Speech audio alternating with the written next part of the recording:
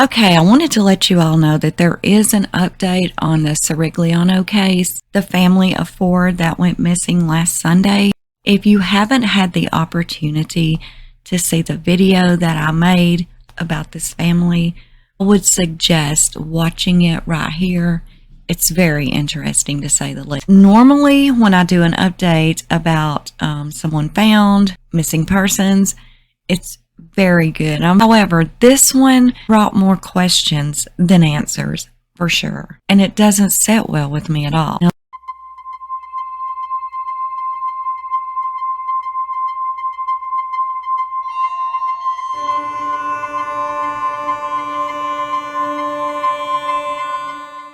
Let me say up front that I'm very happy that they've been found and they're safe. However, after I give you this little update that the police have put out there, as well as a few snippets of what other people, neighbors have said, then I'm going to tell you what I think about it. Sometimes you have to look deeper into the situation. And of course, we all know that's what I do. I don't entertain conspiracy theories. However, if it is something that seems like it could possibly be highly concerning to the nation, then yeah, I'm definitely going to look into that a bit more. Okay, here's the update we have. Contact was made with the family at around 11 a.m. this morning, Sunday morning. They say they are safe. Now, where they were found, in Stevens Point, Wisconsin, this is a city that is about 100 miles west of Green Bay. Officers said that all of the family members were interviewed, but according to the police, the elements of this case do not meet criteria for protective custody. Now, keep that in mind. The family still believes that people are after them, but police say that the investigation is now closed. They also went on to say Tony, the father, has no known mental health issues, and everyone describes him as an extremely loving father that's very dedicated to his family. They do not have any history of run-ins with the police or anything like that. The police also added that the family was very cooperative, and this matter has been settled in a friendly and peaceful manner, saying that they found Tony to be, again, very loving and caring, but he was very worried about his family. But yet they closed the case. Still, both the police and neighbors described that the family leaving their home in such a manner like this was very uncharacteristic, because the family is known to spend a lot of time at home, and they don't travel far from their home when they do leave. One neighbor told reporters that the family moved into this neighborhood about 5 years ago, and previously they lived in North Carolina. Now, this is what is being reported. Also saying they were always friendly. When I moved in, they brought me cookies. When my power went out, Tony helped me with the generator to boost my power to my refrigerator, and he refused to even take any money for the gas. She added what was odd to her was the minivan. She only saw the vehicle for the very first time just a couple of weeks ago, that was the first and only time that she had ever seen that vehicle, that van. She said they usually just use plain cars, not a van. Another neighbor, Josh Brinkman, said that Tony was a really good guy, and he's never shown any sort of strange behavior. Now for my 2 cents. I went to the Facebook page and I went and looked over some of the family's pages. There's nothing. Like, none of the family has said anything. On the main missing Facebook page, it does have an update with this small little interview, which is all the police put out there, that they were found safe. That's it. Except there was this one screenshot about this update. It says, "Take this with a grain of salt. My wife's uncle is a trooper in Michigan, and he told her that the call to locate the family came from outside the state." So that could just mean that there was a tip called in or something of that nature. But see, the police did not even mention there was a tip called in. It's why they found them. Like, they really mentioned nothing in their update to the public. Now, just to be quite honest, this small update that the Fremont Police Department released to the public after such a bizarre missing family case is pretty damn shady, in my opinion. There's really nothing here. It's posted on top of their original missing person release. Fremont Police Department, and look, it's just things are misspelled. Are you seeing this? It's like they just put this out there quick. This is all they offered to the public. The little bits and pieces of information that I was able to give you actually came from reporters reaching out to the police department and being able to have a few of the questions answered, such as, did they return home? No, they didn't. Are they still frightened and scared for their life? Yes, they are. Is the case closed? Yes, the case is closed. This came from reporters asking questions. They didn't offer this out, and now they're not even answering any questions. Y'all, this is very concerning to me. And looking further, I see on Twitter, several different places, it seems like I'm not the only one that went in and looked at his work history, because this one says, check out his work history. It makes me wonder if he was paranoid or he knew too much. The U.S. District Court. He was the damn IT manager. And this was in North Carolina.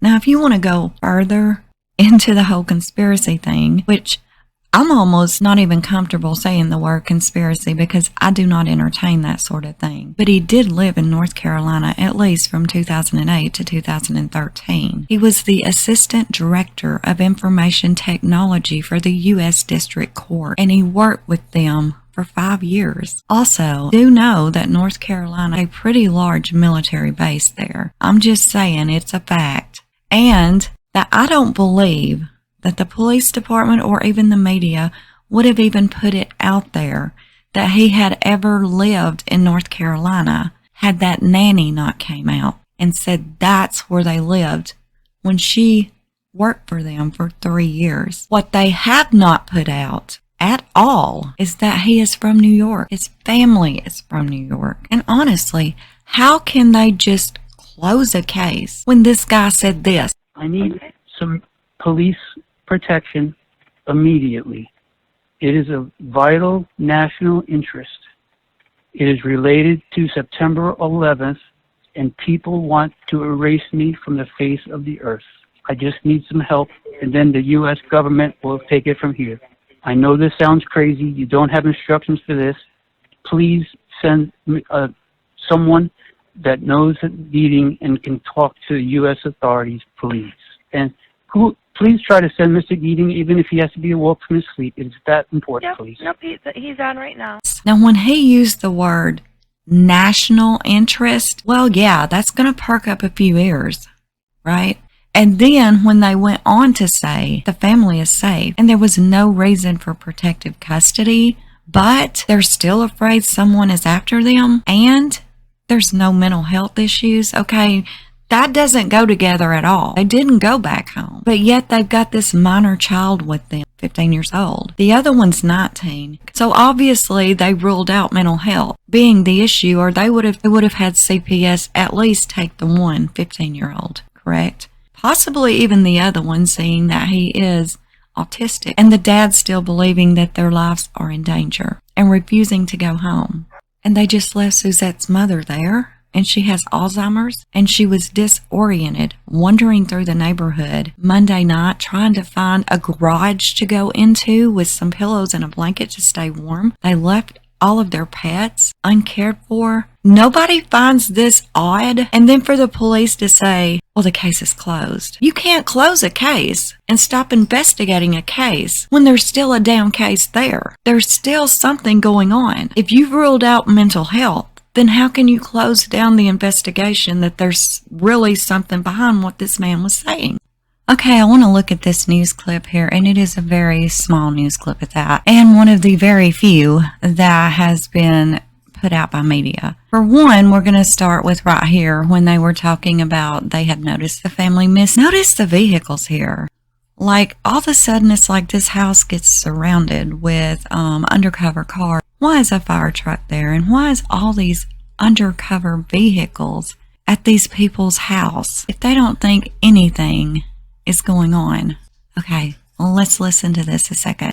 That's after the 911 call Anthony made to police asking for immediate police protection.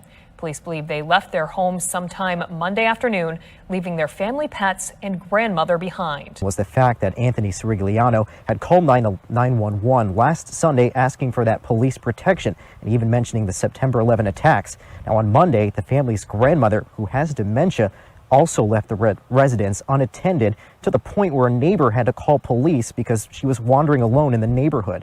He was asking for police protection. He was saying they was wanting to take him off of the face of this earth. Now, there are still many questions surrounding why this trip was so sudden and why the mother or father didn't put someone to care for their grandmother or their pets. It is kind of interesting to find out. I don't know if we need to know all of the answers. Going off of his 911 call, I would say we do need to know a lot of the answers. Now, we attempted to contact the Fremont Police Department to get a little bit more update as to... As you can see, it is starting to get dark, like it's late in the evening. Well, this is the 6 o'clock news, and he's live, and these people were found at 11 a.m. So look behind him. Why is these undercover vehicles still there? And you will also hear him say that they're keeping an eye on this house and it's still very active. Why? If the case is closed, no mental illness, and there's nothing else going on, then why is all this activity still going on at the home that they're not even at? Where they would be, where they will be going, but they were just not available to comment. We're here in front of that home, and there is some activity. Fremont police added the family still believes they are in danger. However, police say they do not meet the criteria for protective custody. It is unclear tonight when the family will return home. Because see, the family's still not wanting to go home. How is this case closed? It doesn't look closed to me. Where is the family now? That's never been mentioned. They just said where they were located. But where is the family now? I don't know, y'all. This does not sit well with me at all. Now, I was hoping I could lean more so towards a mental health situation. Obviously, from neighbors, family, everyone that knows these people, that's definitely not the case. These parents do have connections. Why is all this being so hush-hush? What the hell does Sheriff Greetings know? Okay, that's important too. He's calling after midnight and wanting him to be there to speak to because he knew him. Like, well, how did he know him? Like, did he know him just on a personal friendly base, or is there something deeper there? This is not really one of those found updates where they're okay and they go back home and everything's fine. No, even police are saying that they're still in fear of their life, but yet they close the case. Close the case and rule out mental illness. And a minor's with them. And the guy did said this was vital national interest. Told his mother that something big was about to happen. Does he know too much? Is he going to be a whistleblower? I mean, there's many questions out there. I don't appreciate the way law enforcement gave this update, especially after releasing that 911 call. I'm pretty sure that they're just not wanting the public to read into anything too much. Maybe some will just take these media reports and just go with it. Because after you've looked into his background, his work history, hers as well, there's something with this. I do hope it is some sort of paranoia. Damn sure don't seem to be the case. Even the police do not think that's the case. So what is the case? Let me know what you think below. Thank you all so much for listening, and until next time, this is Unjustified.